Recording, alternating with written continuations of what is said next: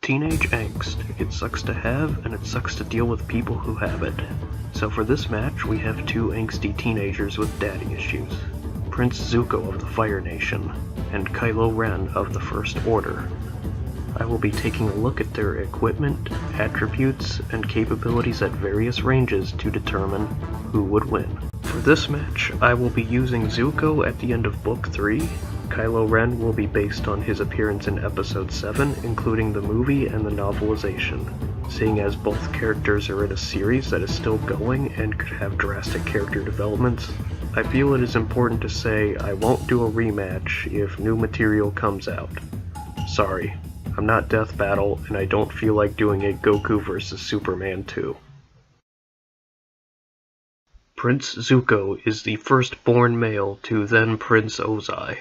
Sometime during Zuko's teenage years, he attended a war meeting and questioned his father, who at this time was the Fire Lord. As punishment, Ozai challenged his own son to an Agni Kai, or firebending duel. Zuko refused to fight and received a scar over his left eye from his own father. Zuko was also exiled and went on a quest to find the Avatar to restore his honor. However, through a combination of his uncle's teachings and some soul-searching, Zuko would end up joining the Avatar to help overthrow Fire Lord Ozai. Kylo Ren was born Ben Solo to Leia and Han Solo. During Ben's childhood, it would be discovered that he had an amazing potential for the Force, and would be sent to train with his uncle Luke Skywalker to harness this ability. Sometime during training, Ben was seduced to the dark side, killed Luke's students, forcing Luke into hiding, and became Kylo Ren. Kylo Ren now trains in the dark side of the Force under Emperor Snoke. Zuko uses firebending to create projections of flames from his hands and feet. Usually these flames are used to singe opponents, but can be used to overwhelm foes from the sheer heat.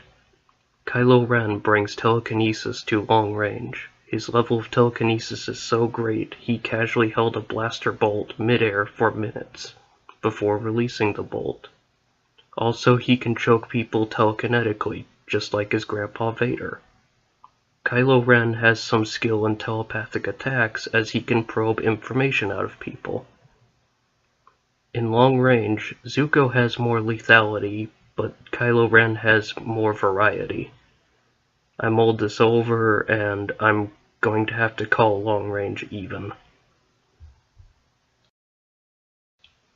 In melee, Zuko brandishes twin broadswords, or Dao. These steel swords are used in tandem and are good at both slicing and stabbing. Even if Zuko were to find himself disarmed, he is skilled in Northern Shaolin. Additionally, he can create fire daggers. Kylo Ren brings his signature crossguard lightsaber to combat. The lightsaber features two smaller blades resembling a guard and has an unstable crystal, giving the blade its appearance. In melee, I give a major edge to Kylo Ren's lightsaber due to its sheer lethality. Zuko wears Fire Nation-style steel armor to battle. Considering how agile Zuko is in his armor, it's safe to say the armor does not hinder his mobility. Only problem is, lightsabers cut through steel no problem. Zuko can also create walls of fire to deter opponents. Kylo Ren wears a full helmet that is most likely made of similar material to Vader's. Looking at Kylo Ren's cloak, it seems to be made of links resembling chainmail. If this is true, Zuko's swords will struggle against his cloak since steel chainmail stops slashing weapons. Kylo Ren can also use telekinesis to stop projectiles in the air. For defense, a major edge goes to Kylo Ren since he can stop more of Zuko's attacks.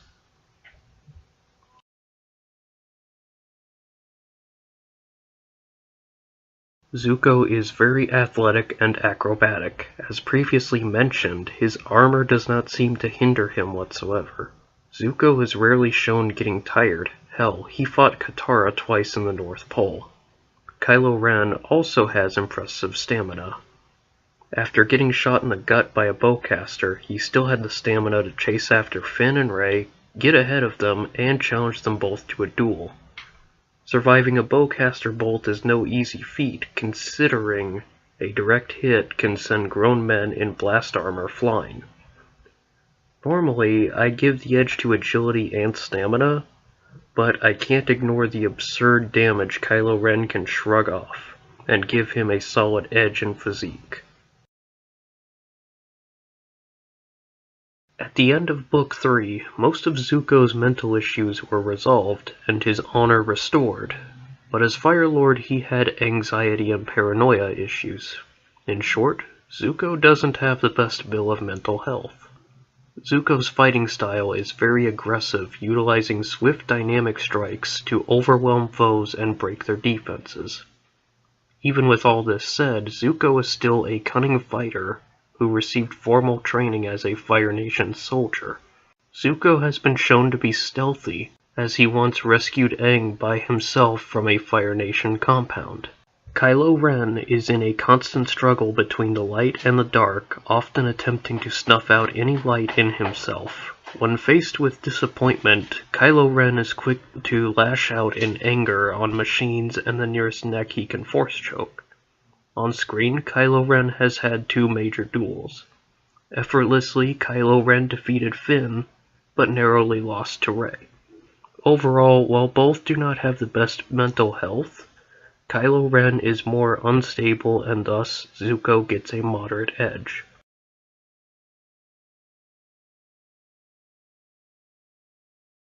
In long range, both sides were too close to call.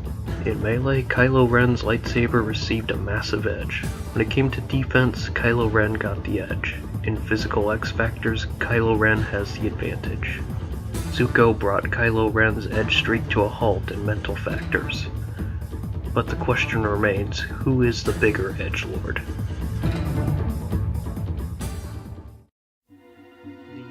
Starts with Zuko sneaking past stormtroopers and making his way into Kylo Ren's chambers. Zuko approaches Kylo Ren to finish the job. "Killing me won't win your father's affection, bro," Kylo Ren states with his back facing Zuko. "Besides, fathers are best left disappointed." "Wait, how did you—" "Never mind," retorts Zuko as he launches a blast of fire. Kylo Ren turns around and extinguishes the fireball using Force Grip. Kylo Ren then ignites his lightsaber and says, "Face me." Zuko draws his blades, dodges Kylo Ren's swing, and hits Kylo Ren in the head with both swords, knocking his helmet off. Kylo Ren growls in frustration and swings violently at Zuko, who rolls to the side and stabs Kylo Ren in the stomach. Kylo Ren yells out in pain and swings at Zuko. He tries to parry the lightsaber with both swords, but fails as the lightsaber melts through the blades. Zuko retaliates with a jet of fire, which gets blocked by Kylo Ren's force push. Kylo Ren then uses force choke on Zuko, who begins hacking Zuko into unrecognizable chunks. So, what happened? Zuko's firebending is more lethal than Kylo Ren's ranged options. However, Force users such as Obi-Wan have been shown to extinguish and repel fire using telekinesis. Kylo Ren's lightsaber is a good defense against Zuko's swords. Zuko, however, has nothing to stop a lightsaber, telekinesis, or mental attacks. In short, Kylo Ren has an answer for everything Zuko has, while Zuko has no defense against Kylo Ren. This paired with Kylo Ren's insane stamina sealed the deal. This is a first in the series. I give Kylo Ren a perfect 1,000 out of 1,000 victories. I'd like to take a moment to dispel the myth that Kylo Ren sucks. Sure, most Jedi can block a blaster bolt, no problem, but according to the novel, killing Han Solo temporarily weakened Kylo Ren's connection to the Force and was distracted when Chewbacca shot him. The reason Finn lasted so long was due to Kylo Ren toying with him, as demonstrated by his slow, broad strokes. As for his duel with Rey, Kylo Ren was injured and caught off guard by Rey being guided by the Force. Also, he was trying to convert her during the fight, so he wasn't actually trying to kill her. On the next episode of Avatar Versus, a wild Absol appears, but who will Absol's opponent be? Appa? Probably. If you enjoyed this video, be sure to like and subscribe if you have not already.